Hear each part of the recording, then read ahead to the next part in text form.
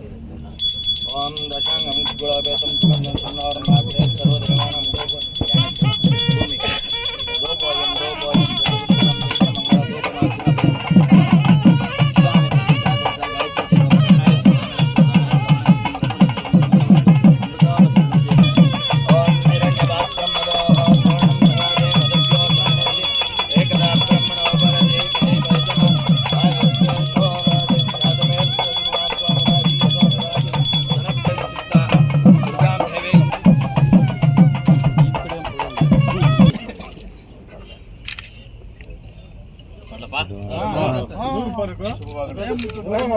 गड्डी मेला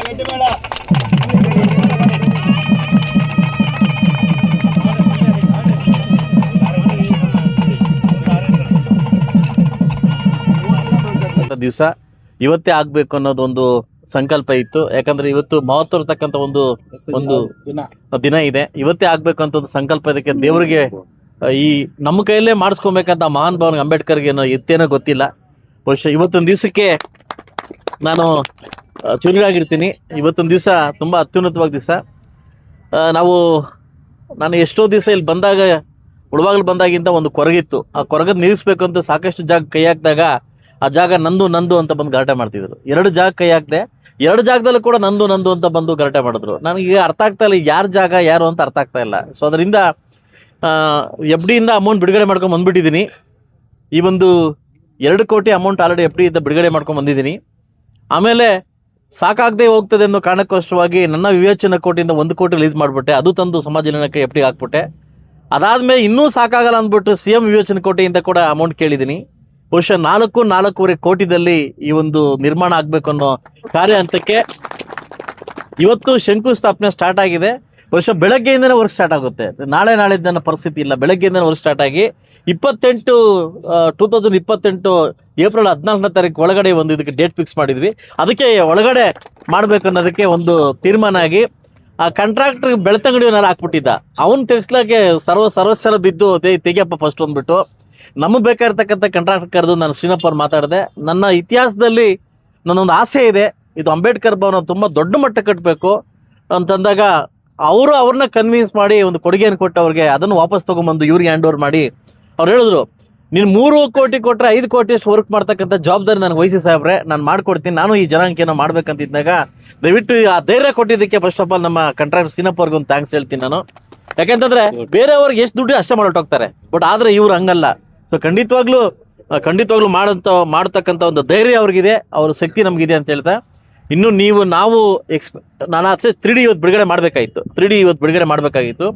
ತುಂಬ ಇಡೀ ಮುಳುಬಾಗಲ್ ಇದರಲ್ಲಿ ಯಾವುದೋ ಅಷ್ಟೊಂದು ದೊಡ್ಡ ಚೌಲ್ಟ್ರಿ ಇಲ್ಲ, ಭವನ ಇಲ್ಲ. ಅಷ್ಟು ಚೆನ್ನಾಗಿ ಚೌಲ್ಟ್ರಿ ಮೂಡ್ ಬಂದಿದೆ. ಯಾಕೆಂತಂದರೆ ಈ ಜಾಗನ್ನೇ ಯಾಕೆ ಆಯ್ಕೆ ಮಾಡ್ಕೊಂಡಿದ್ದೀವಿ ಅಂತಂದರೆ ಆಲ್ರೆಡಿ 750 ಎಕರೆ ನಾನು ಕೈಗಾರಿಕೆಗೆ ಇದು ಸಂಬಂಧಪಟ್ಟಂಗೆ ಇಟ್ಟಿದ್ದೀನಿ. ವಿತ್ ಅಪ್ರೂವಲ್ ಆಗೋದು ಒಂದೇ ಚಾನ್ಸ್ ಇದೆ. ಬೈ ಚಾನ್ಸ್ ಏನೋ ಕೈಗಾರಿಕೆ ಅಪ್ರೂವಲ್ ಆಗ್ಬಿಡುತ್ತೆ ಅಂದರೆ ದೊಡ್ಡ ಸಿಟಿ ಆಗುತ್ತೆ. ಅದನ್ನ ಫೈನಲ್ ಅಂತ ಬಂದಿದೆ. ಹಣ ಬಿಡುಗಡೆಗೆ ಮಾತ್ರ ವೇಟ್ ಮಾಡ್ತಾವ್ರೆ. ಕೆಲವೇ ದಿವಸಗಳಲ್ಲಿ ಕೂಡ ದೇವರಾಜ ಸಮುದ್ರದ ಒಂದು ಭಾಗವನ್ನು ಕೈಗಾರಿಕೆಗೆ ಇಂಡಸ್ಟ್ರಿಯಲ್ಗೆ ಆಗಿ ಅಪ್ರೂವಲ್ ಆಗಿದೆ. ಫೈಲೆಲ್ಲ ರೆಡಿ ಮಾಡಿ ಕೊಟ್ಟಿದ್ದೀನಿ. ಇಲ್ಲಿ CM ಹೂ ಅಂದ ತಕ್ಷಣ ಸೆಂಟ್ರಲ್ ಗೌರ್ಮೆಂಟ್ ಬಂದು ಅಮೌಂಟ್ ಹಾಕಕ್ಕೆ ರೆಡಿ ಇದೆ. ದೊಡ್ಡ ಫ್ಯಾಕ್ಟ್ರೀಸ್ ಬರ್ಕ್ ರೆಡಿ ಇದ್ದಾರೆ. ಆಗ ಈ ಜಾಗವನ್ನು ನೋಡಲಿಕ್ಕೆ ದೊಡ್ಡ ಮಟ್ಟಕ್ಕೆ ಕಾಣಿಸು. ಇವಾಗ ನಾವೇನ್ಬೋದು ದೂರ ಅನ್ಕೊಂತೀವಿ, ಆದರೆ ಚೌಲ್ಟ್ರಿ ಇದೆ ಭವನ ಆದಮೇಲೆ ದೊಡ್ಡ ಮಟ್ಟಕ್ಕೆ ಕಾಣಿಸುತ್ತೆ. ಆ ನಂಬಿಕೆ ನನ್ನ ಮೇಲೆ ಇಟ್ಟಿರಿ. ಕೇವಲ ಏಪ್ರಿಲ್ 14ನೇ ತಾರೀಕು ಒಳಗಡೆ ಇಂಡಸ್ಟ್ರಿಯಲ್ ಮಾಡ್ತಕ್ಕಂಥ ಜವಾಬ್ದಾರಿ ಕೂಡ ಹೊತ್ಕೊಂಡಿದ್ದೀನಿ. ಆದಷ್ಟು ಬೇಗ ಆಗುತ್ತೆ. ಅದಾದಮೇಲೆ ಅಂಬೇಡ್ಕರ್ ಸ್ಟ್ಯಾಚ್ಯೂ ಅಂತ ಅಲ್ಲಿ ಹೋದಾಗ ಮೇಲೆ ಕತ್ಬೇಕಾದ್ರೆ ಬಬ್ಬೆ ಬರ್ತಾ ಇತ್ತು ಬಿಸಿಲುಗಾಲದಲ್ಲಿ. ಇದಕ್ಕೇನಾದರೂ ಮಾಡಬೇಕಲ್ಲ ಅಂತ ಅಂದಲ್ಬಾದಾಗ ಮೈಸೂರು ಭಾಗದಲ್ಲಿ ಯಥೇಚ್ಛವಾಗಿ ನನ್ನ ಉದ್ದಿಮೆ ಇರೋದ್ರಿಂದ ಮೈಸೂರು ಭಾಗದಲ್ಲಿ ಎಲ್ಲ ಹೋಬಳಿದಲ್ಲೂ ಕೂಡ ಈ ಥರ ಸ್ಟ್ಯಾಚ್ಯೂ ಕಟ್ಟವ್ರೆ. ನಾನೊಂದು ಯೋಚನೆ ಮಾಡಿದೆ, ಇಡೀ ಕೋಲಾರ ಚಿಕ್ಕಬಳ್ಳಾಪುರ ಜಿಲ್ಲೆಯಲ್ಲಿ ಯಥೇಚ್ಛವಾಗಿ SC ಇರ್ತಕ್ಕಂಥ ಜನಾಂಗದಲ್ಲಿ ಯಾಕೆ ಒಂದು ಕೂಡ ಮಾಡಿಲ್ಲ ಅಂತ ಸಂದರ್ಭ ಬಂದಾಗ ಇದಕ್ಕೆ ಅಮೌಂಟ್ ಎಲ್ಲಿಂದ ತರಬೇಕು ಅಂದಾಗ ನನ್ನ ವಿವೇಚನೆ ಕೋಟಿಯಿಂದ 50 ಲಕ್ಷ ಹಾಗೂ ಮತ್ತು ಸಮಾಜ ಕಲ್ಯಾಣ ವಿವೇಚನೆ ಕಡೆ 75 ಲಕ್ಷದ ರೂಪಾಯಿದಲ್ಲಿ ಹಾಗೂ ಅದು ಆ್ಯಕ್ಚುಲಿ 1 ಕೋಟಿ ಆಗುತ್ತೆ. ಈಗಾಗಲೇ 75 ಲಕ್ಷ ಬಿಡುಗಡೆ ಮಾಡಿಕೊಟ್ಟು ಇವತ್ತು ವರ್ಕ್ ಸ್ಟಾರ್ಟ್ ಆಗ್ತಾ ಇದೆ. ಅದನ್ನ ಅಜೆಂಡಾ ಪಾಸ್ ಮಾಡಿ ಮುನ್ಸಿಪಾಲಿಟಿ ಕಡೆಯಿಂದ NOC ತಗೊಂಡು ಅದನ್ನು ತೆರವುಗೊಳಿಸಲಿಕ್ಕೆ ಆ ವಿಗ್ರಹನ ಹಂಗೆ ರೆಡಿ ಮಾಡಿಕೊಂಡು ಅದನ್ನು ರೆಡಿ ಮಾಡಿ ಆ ವಿಗ್ರಹನ ಕೂರಿಸಿ ದೊಡ್ಡ ಮಟ್ಟಕ್ಕೆ ಏಪ್ರಿಲ್ 14ನೇ ತಾರೀಕು ಒಳಗಡೆ, ನಾಳೆಯಿಂದ ಅದು ವರ್ಕ್ ಸ್ಟಾರ್ಟ್ ಆಗ್ತದೆ. ಏಪ್ರಿಲ್ 14ನೇ ತಾರೀಕು ಒಳಗಡೆ ಸ್ಟ್ಯಾಚ್ಯೂನ ಇದು ಮಾಡಬೇಕಂತ ಅದ್ರ ಆಲ್ರೆಡಿ ಕಾಂಟ್ರಾಕ್ಟ್ ವಹಿಸಿದಾಯಿತು. ಅದು ಕೂಡ ಸ್ಟಾರ್ಟ್ ಆಗ್ತದೆ. ನಾನು ಮುಳುಬಾಗಲು ಬಂದಿದ ತಕ್ಷಣ ಒಂದು ಕೊರತೆ ಇತ್ತು. ಏನಂತಂದರೆ PUC ಮಕ್ಕಳಿಗೆ ಇಲ್ಲಿ ಉಳ್ಕೊಳ್ಳೋಕ್ಕೆ ಜಾಗ ಇರಲಿಲ್ಲ, ಹಾಸ್ಟೆಲ್ ಇರಲಿಲ್ಲ. ಇದು ಎಲ್ಲೋ ಒಂದು ಕಡೆ ಕೊರತೆ ಇತ್ತು. ಈ ಸೈನ್ಸ್ ಮಕ್ಕಳಿಗೆ ಮತ್ತು ಮ್ಯಾಥ್ಮೆಟಿಕ್ಸ್ ಮಕ್ಕಳಿಗೆ ಆ ಟ್ಯೂಷನ್ ಮಾಡ್ತಕ್ಕಂಥ ಮಕ್ಕಳಿಗೆ ಇಲ್ಲಿ ಹಾಸ್ಟೆಲ್ ಸುಸೂತ್ರವಾಗಿ ಇಲ್ಲ. ತುಂಬ ನೋವಾಯ್ತು ನನಗಾಗ. ಆ ಸಂದರ್ಭದಲ್ಲಿ ನಾನೇ ಪರ್ಸ್ನಲ್ ಆಗಿ ಮಾದೇವಪ್ಪನ ಮೀಟ್ ಮಾಡಿ ಸುಮಾರು 8.25 ಕೋಟಿ ಅಮೌಂಟನ್ನು ತಂದು ಸುಮಾರು 100-125 ಮಕ್ಕಳು ಓದ್ಕೊಳ್ಳಿಕ್ಕೆ ಒಂದು ಫಸ್ಟ್ ಟೈಮ್ ಕೋಲಾರ ಜಿಲ್ಲಾ ಚಿಕ್ಕಬಳ್ಳಾಪುರ ಜಿಲ್ಲೆ ಒಂದು ಹಾಸ್ಟೆಲ್ ಲಿಫ್ಟ್ ಹಾಕಿರೋದಂದ್ರೆ ಅದು ಮುಳಬಾಗಲ್ ಮಾತ್ರ. ಅದು ನಾಳೆ ತಿಂಗಳು ಅದು ಉದ್ಘಾಟನೆಗೆ ರೆಡಿ ಇದೆ. ನೆಕ್ಸ್ಟ್ ಬರ್ತಕ್ಕಂಥ ಅಕಾಮಿಡೇಟ್ ಮಕ್ಕಳಿಗೆ ಸುಮಾರು ಒಂದು 150 ಜನ ಮಕ್ಕಳು ಓದ್ಕೊಳ್ಳಿಕ್ಕೆ ದೊಡ್ಡ ಹಾಸ್ಟೆಲ್, ವಿರೂಪಾಕ್ಷಲ್ಲಿ ಹೋಗ್ತಕ್ಕಂಥ ದೊಡ್ಡ ಹಾಸ್ಟೆಲ್ ನಿರ್ಮಾಣ ಆಗಿದೆ. ಅದು ಉದ್ಘಾಟನೆ ಇವತ್ತೇ ಆಗಬೇಕಾಯ್ತು. ಸಚಿವರು ಡೇಟ್ ಇಲ್ಲದಕ್ಕೂ ಅದಕ್ಕೆ ಉದ್ಘಾಟನೆ ಆಗಲಿಲ್ಲ. ಹಾಗೂ ಸಾಕಷ್ಟು ವಿಚಾರಣೆ ಬಂದಾಗ ಹೋಬಳಿ ಲೆವೆಲ್ ಒಂದೊಂದು ಅಂಬೇಡ್ಕರ್ ಭವನಕ್ಕೆ ಸರ್ಕಾರಕ್ಕೆ ಪತ್ರ ಬರೆದು ಅನುಮೋದನೆ ಆಗಿದೆ. ಒಂದು ಗುಡ್ ನ್ಯೂಸ್ ಏನಪ್ಪ ಅಂತಂದರೆ, ನನ್ನನ್ನು ಮಾನ್ಯ ಘನ ಸರ್ಕಾರ SC/ST ಕಮಿಟಿದಲ್ಲಿ ನನ್ನನ್ನು ಮೇನು ಸದಸ್ಯನಾಗಿ ಮಾಡಿಬಿಟ್ಟವರಿಗೆ. ನಿನ್ನೆಯಿಂದ ನನಗೆ SC/ST ಕಮಿಟಿದಲ್ಲಿ ದೊಡ್ಡ ಸದಸ್ಯನಾಗಿ ಮಾಡಿದ್ದಾರೆ. 9 ಜನ ಶಾಸಕರಲ್ಲಿ ನಾನು ಹೈಟೆಕ್ ಶಾಸಕನಾಗಿ ಒಳಗಡೆ ಮಾಡಿದ್ದಾರೆ. ಇನ್ನು ಅವರಿಗೆ ಬಿತ್ತು ಕಾಟ. ಯಾಕೆಂತಂದ್ರೆ ಕೆದಕಂದು ನನಗೆ ಗೊತ್ತು, ಹೆಂಗೆ ಕೆದಕ್ತೀನಿ ಅಂತ ಗೊತ್ತು. ಫಸ್ಟ್ ಟೈಮ್ ಕೇಳಿದೆ, ನೆನ್ನೆ ನಮ್ಮನ್ನ ಮೀಟಿಂಗಲ್ಲಿ ಕೇಳಿದೆ, ಅಂಬೇಡ್ಕರ್ ಭವನವನ್ನ ಹೋಬಳಿಗೆ ಒಂದೊಂದು 30 ಲಕ್ಷ ಇದೆ, ನನ್ನ ತಾಲೂಕು ಎಷ್ಟು ಕೊಟ್ಟಿದೆ ಅಂತ ಪ್ರಶ್ನೆ ಕೇಳಿದೆ. ಒಂದು ಆನ್ಸರ್ ಇಲ್ಲ. ಕಾಂಗ್ರೆಸ್ ಸರ್ಕಾರದಲ್ಲಿ ಪ್ರಾಶಸ್ತ್ಯ ಕೊಟ್ಬಿಟ್ಟಿದ್ದಾರೆ. ಇಲ್ಲ, ನಾನು ಕಿತ್ಕೊಂಡಿದ್ದೀನಿ. ನಾನು ಒಂದೇ ಪ್ರಶ್ನೆ ಕೇಳಿದೆ, ಹೋಬಳಿಗೆ ಒಂದು 30 ಲಕ್ಷ ಅಮೌಂಟ್ ಇದೆ, ನನ್ನ ತಾಲೂಕು ಎಷ್ಟು ಕೊಟ್ಟಿದ್ದೀರಾ ಅಂತ ಕೇಳಿದೆ. ಸರ್, ಯಾವ MLA ಕೇಳಿಲ್ಲ, ಕೊಟ್ಟಿಲ್ಲ ಅಂತಂದ್ರೆ ಕೊಡಿ, ಹೋಬಳಿಗೆ ಒಂದೊಂದು ಕೊಡಿ ಅಂತ. ಆಲ್ರೆಡಿ 1.5 ಕೋಟಿ ಅಮೌಂಟ್ ಬಿಡುಗಡೆ ಮಾಡ್ಲಿಕ್ಕೆ ರೆಡಿ ಆಗಿದ್ದಾರೆ. ಹೋಬಳಿಗೆ ಒಂದೊಂದು 30 ಲಕ್ಷದಲ್ಲಿ ಒಂದು ಭವನ ಕಟ್ಟಲಿಕ್ಕೆ ಕೂತ್ಕೊಂಡಿದ್ದಲ್ಲಿ ಜಾಗ ಕಟ್ಟಲಿಕ್ಕೆ ಕೂಡ ಅಪ್ರೂವಲ್ ನೆಕ್ಸ್ಟ್ ವೀಕಿಗೆ ಅಪ್ರೂವಲ್ ಆಗುತ್ತೆ, ನೆಕ್ಸ್ಟ್ ಕಮಿಟಿದಲ್ಲಿ ಅಪ್ರೂವಲ್ ಆಗುತ್ತೆ. ಸೊ ಒಂದು ಏನಂತಂದ್ರೆ, ನನ್ನ ಪುಣ್ಯ ಇಲ್ಲ ನನ್ನ ತಂದೆ ತಾಯಿ ಪುಣ್ಯ ಅಂತ ಗೊತ್ತಿಲ್ಲ, ಯಾವತ್ತೂ ನನ್ನ ಲೈಫಲ್ಲಿ MLA ಆಗ್ಬೇಕಂತ ಅನ್ಕೊಂಡಿರ್ಲಿಲ್ಲ. ಆದರೆ ಈ ಜಾತಿದಲ್ಲಿ ಹುಟ್ಟಿ ಈ ಜಾತಿಗೆ ಏನಾದರೂ ಮಾಡ್ಕೊಡ್ಬೇಕಂತ ಎಲ್ಲೋ ಒಂದು ಮನೋಭಾವನ ದೃಷ್ಟಿಯಿಂದ ಸರ್ವ ಜಾತಿ ಕೂಡ 9 ಜಾತಿ ಭವನ ಕಟ್ಟಲಿಕ್ಕೆ ಈಗಾಗಲೇ ಜಾಗವನ್ನು ಹುಡುಕಿ 9 ಜಾತಿಗಳಿಗೆ ಭವನ ಕಟ್ಟಲಿಕ್ಕೆ ಕೂಡ ಜಾಗವನ್ನು ಹುಡುಕಿದ್ವಿ. ಅದನ್ನು ಒಂದೊಂದೇ ಎಲ್ಲ ಕ್ಲಿಯರ್ ಮಾಡಿಕೊಟ್ಟು ಈಗಾಗಲೇ ಏನು ನಮ್ಮ ವಾಲ್ಮೀಕಿ ಭವನ ಮತ್ತು ಅಂಬೇಡ್ಕರ್ ಭವನ ಅತಿ ಶೀಘ್ರದಲ್ಲಿ ಕಟ್ಟಲಿಕ್ಕೆ ಹಣ ಬಿಡುಗಡೆ ಮಾಡ್ಕೊಂಡು ಬಂದಿದ್ವಿ. ನಾಳೆಯಿಂದನೇ ವರ್ಕ್ ಸ್ಟಾರ್ಟ್ ಆಗ್ತದೆ.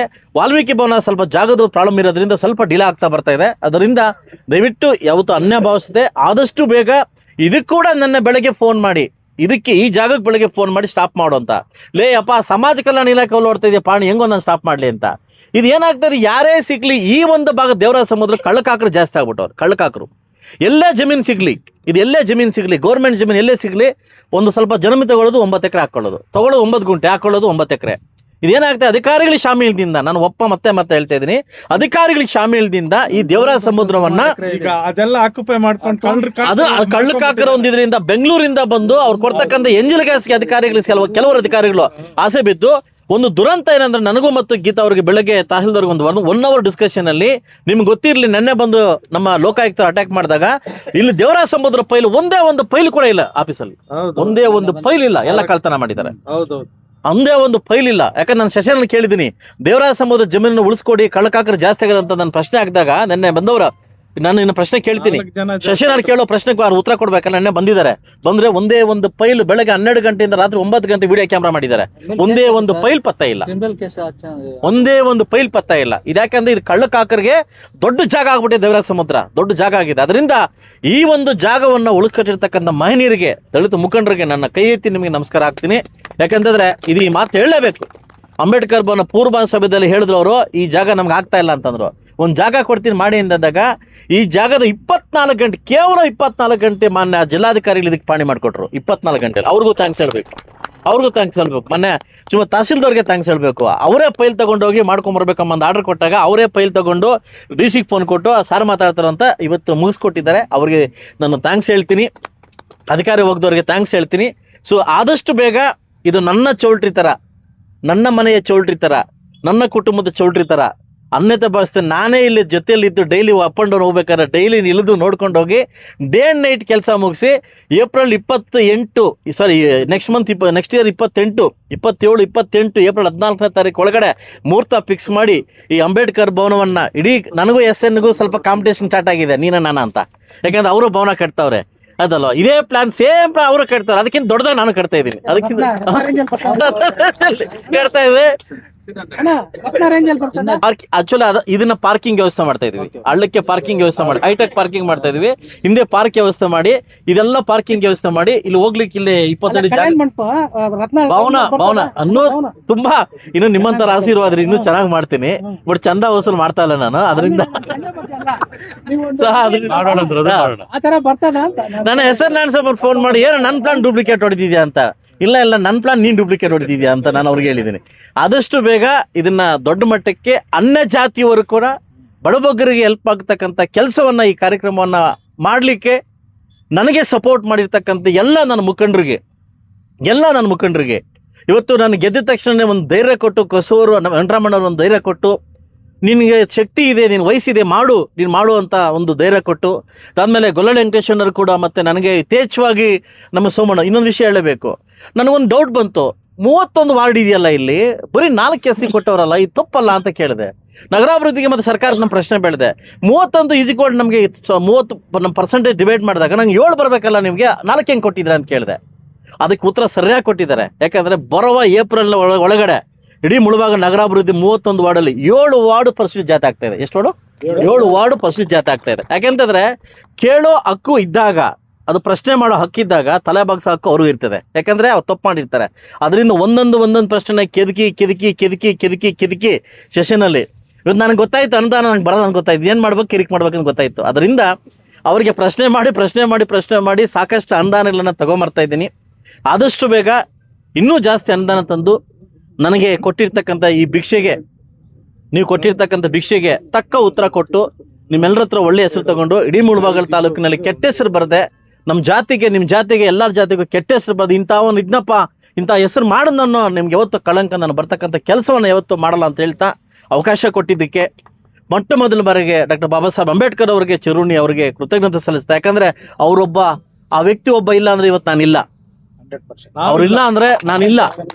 ನನಗೆ ಇವತ್ತು ಯಾಕಂದ್ರೆ ಅವ್ರು ಕೊಟ್ಟಿರ್ತಕ್ಕಂಥ ಭಿಕ್ಷೆಯಲ್ಲಿ ನಾನು ಇವತ್ತು ಶಾಸಕನಾಗಿದ್ದೀನಿ. ಅವ್ರು ಕೊಟ್ಟಿರ್ತಕ್ಕಂಥ ಭಿಕ್ಷೆಯಲ್ಲಿ ಶಾಸಕನಾಗಿ ಇವತ್ತು ಶಾಸಕ ಚಲಾಯಿಸ್ತಾ ಇದ್ದೀನಿ. ಅದಕ್ಕೆ ನನ್ನ ಕುಟುಂಬ ಪರವಾಗಿ, ಇಡೀ ನನ್ನ ದಲಿತ ಮುಖಂಡ ಪರವಾಗಿ ಅಂಬೇಡ್ಕರ್ ಅವರಿಗೆ ಕೃತಜ್ಞತೆ ಸಲ್ಲಿಸ್ತಾ ಈ ಕಾರ್ಯಕ್ರಮಕ್ಕೆ ಬಂದು ಎಲ್ಲ ಒಗ್ಗಟ್ಟಾಗಿ ಬಂದು ಎಲ್ಲ ನನ್ನ ಮುಖಂಡರು ಸೇರಿ ವೇದಿಕೆ ಮೇಲೆ ಆಸೀನರಾಗಿ ನನಗೆ ಅವಕಾಶ ಮಾಡಿಕೊಟ್ಟಿದ್ದಕ್ಕೆ ಹೆಸರಿಗೂ ನಾನು ನಮಸ್ಕಾರ ತಿಳಿಸ್ತಾ, ನನ್ನ ಅವಕಾಶಕ್ಕಾಗಿ ಧನ್ಯವಾದ ತಿಳಿಸ್ತಾ ನನ್ನ ಮಾತು ಮುಗಿಸ್ತಾ ಇದ್ದೀನಿ. ಎಲ್ರಿಗೂ ಒಳ್ಳೆಯದಾಗಲಿ.